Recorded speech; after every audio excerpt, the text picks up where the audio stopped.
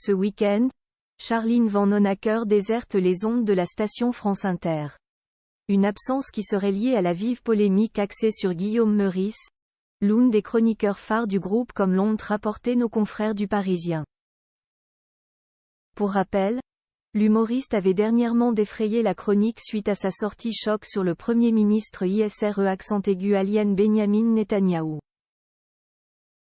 La suite après la publicité France Inter a connu des jours meilleurs. Fin octobre, le célèbre humoriste Guillaume Meurice, qui s'illustre également en tant que chroniqueur pour le groupe, a été au cœur d'une vive polémique après avoir qualifié le premier Israélien Benyamin Netanyahou de nazi sans prépuce dans l'émission Grand Dimanche Soir. Alors que le conflit israélo-palestinien continue d'être sur toutes les lèvres, sa tirade a ulcéré grand nombre d'auditeurs. Mais aussi des figures politiques à l'instar du président du Sénat, Gérard Larcher. En pleine tourmente, Guillaume Meurice avait pu compter sur le soutien de sa collègue belge Charline Vanhoenacker. Mais d'après les révélations du Parisien partagées vendredi 17 novembre 2023, cette dernière brillera par son absence sur les ondes de France Inter ce week-end.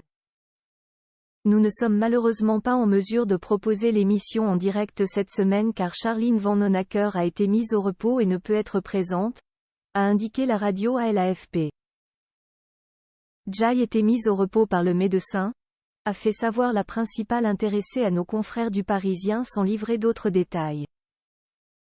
Toutefois, le scandale axé sur son collègue aurait bel et bien eu des incidences sur son état de santé. Depuis l'émergence de la polémique il y a 18 jours, Charline est au cœur de multiples pressions. Son médecin lui a donc intimé de se mettre au repos quelques jours. Elle a reçu le soutien de la direction et sera de retour dès que possible, a confié l'un de ses proches. Pour rappel, depuis plusieurs jours, Guillaume Meurice et Charline Vanhoenacker sont la cible de menaces de mort. Situation délicate qui a poussé France Inter à faire enregistrer leur émission de dimanche dernier à huis clos alors qu'elle est habituellement proposée en public. Dans la foulée, d'autres mesures de sécurité ont été orchestrées.